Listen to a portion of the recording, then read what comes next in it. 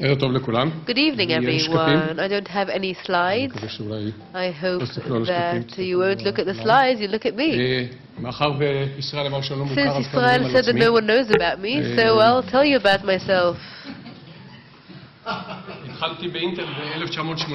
I started at Intel in 1980, just a bit of data because everyone gets confused. Everyone thinks in 1980 Intel wasn't the same as today, even if you changed the USD. Intel in 1980 was smaller than a checkpoint today. It had a turnover of about $800 million. A medium-sized, small to medium-sized company. I've been at Intel spent most of my career in Intel, first as an engineer and then as a business and technical manager. And my entire career I liked to combine the business and technological capabilities, and I can only assume that it will be very difficult for me to reconstruct this career. I have now $50 billion in turnover. Maybe I should just knock off a few zeros and then I'll be aligned, but it's okay. It's even more difficult, he says, to knock off a few zeros. I would like to say a few words, because when I started working in Intel, we didn't have high-tech, so to speak. We used to call it the information-intensive industry, and I like this term because it speaks about knowledge-intense industry, and I think that's something that Israel has a lot of, and we should really nurture it. I'm not sure enough is being done, but that's not what we're supposed to be speaking about in this panel. And wonderful things have been done. From Intel, I have been looking at the industry, I have been monitoring it for many years, following it for many years. Some of those who retired from Intel set up companies, some of them are even successful ones, and also on the business side.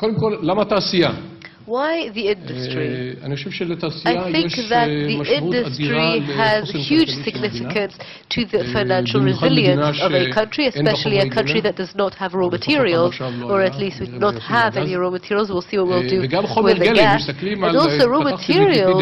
I opened up the Wikipedia this morning, and they divided into primary, secondary, and raw materials, you tell it as it is. You can see that Qatar and Saudi Arabia are doing quite well, but the great leverage is from creating added value from raw materials. And if the raw material is knowledge, then the added value is, of course, products and so forth. So Israel's achievements are amazing. I have been around the world during my career, from one side of the world to the other, and everyone is very impressed with Israel. The startup nation has definitely given us a good reputation. But let's give some facts. More than half of those working in high-tech are working in multinational companies. People are impressed by Israel's production, but a lot of the production comes from one company, not an Israeli one. Although some of the people like to think that Intel is an Israeli company, last time I checked it isn't. It has a very important component in Haifa and in Kiryat Gat. If someone thinks that a big industry is important for a country and thinks that there will be other multinational companies that will recreate the story of Intel, I think that this is very low probability, and I think the Intel case is quite singular.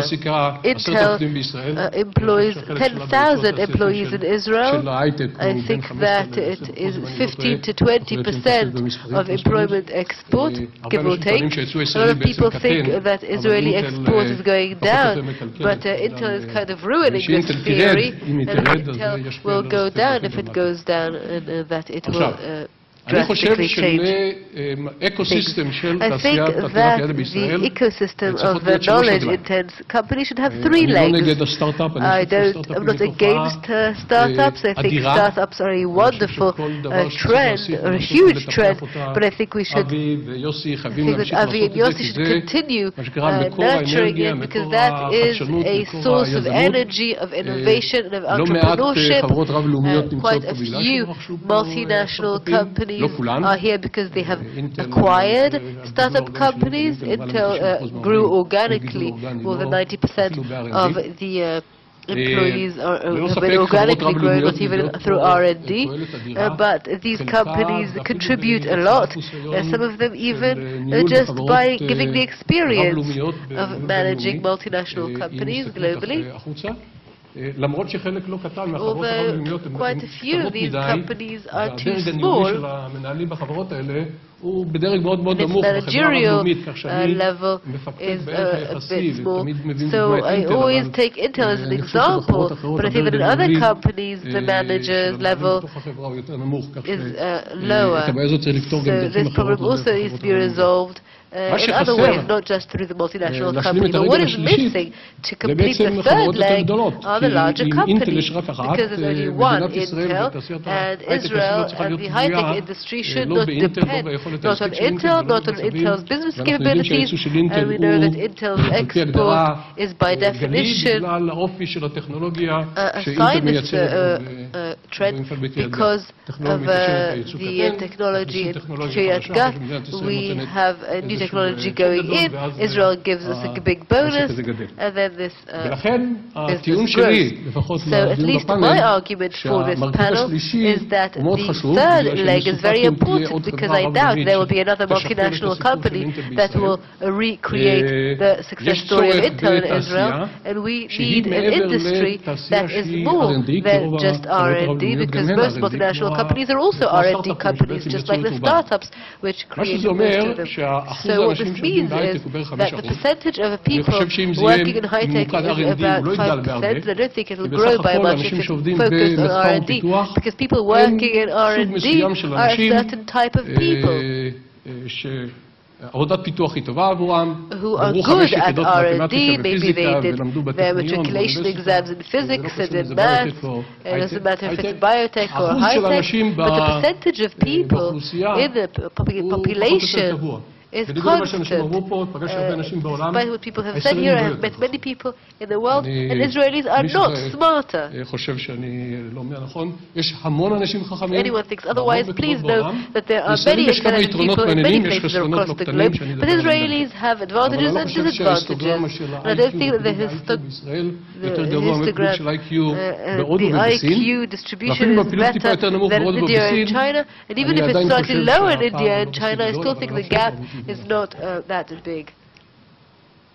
Many people say that Israel is a small country, and I'm sure that if I say Nokia and Finland, but I like to take Taiwan as an example. I don't know Singapore as well, but I know Taiwan. It's a country that has about 20 million people. This company has created a huge industry and technology. What will happen to it after the competition with China, I don't know, but in a 30-year range, they pretty much held the entire industry on their shoulders. They had huge input and output. I don't want to give China or India as an example on purpose. And so if you want to create added value, or a higher added value by definition, higher added value comes from a company that does more than just R&D. If you want to reach broader employment, and by definition you need to reach the people who will work in the industry that create higher added value and can pay people more.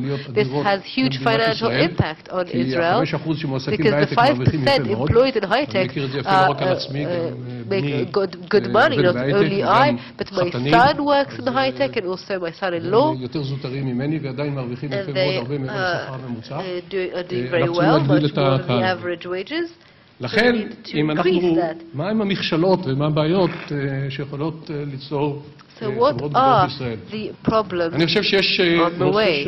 Well, I think that we have to look at funding, and the VC industries are not designed to create large companies because of the way VC funds are formed. If anyone has criticism about VC, they are good people, those heading them, and they contribute a lot to the startup nation, but the financial structure, the way that they are rewarded, makes it difficult to make money that is more patient in order to create larger industries where things take much longer time-wise. It would have been simpler otherwise. We talked about the managerial problem. I think it's an acute problem. I am happy that the speakers before me talked about this problem because I think it's very real. Quite a few of my colleagues who have bought companies in Israel in the high-tech industry have told me that one of the first things they did was completely change the management, because technology was great, but the management was not. And so perhaps you can have good technologies and a bad manager, but you need business strategy. So the solution has to be finding new formulae for investment, and also start getting people on board, people with the business experience, with the management experience, maybe from outside the high-tech industry, in order to help the company. Before I came here, I sat with Eyal Waldman, who is a good friend of mine. And what he built from day one is very different from the high-tech companies that everyone has seen. What his boast is that they helped him as an entrepreneur. He was an entrepreneur, he was a young entrepreneur then, and they helped him deal in the red ocean of killer whales and sharks to get to the point he got to now. And he is dealing with a huge problem, because after $400 million to get to $1 billion, that's quite a big problem, and it requires strategic managerial focus, not only technology. I guess that's the basis. So I suppose we'll talk more about this during the panel, so thank you one and all.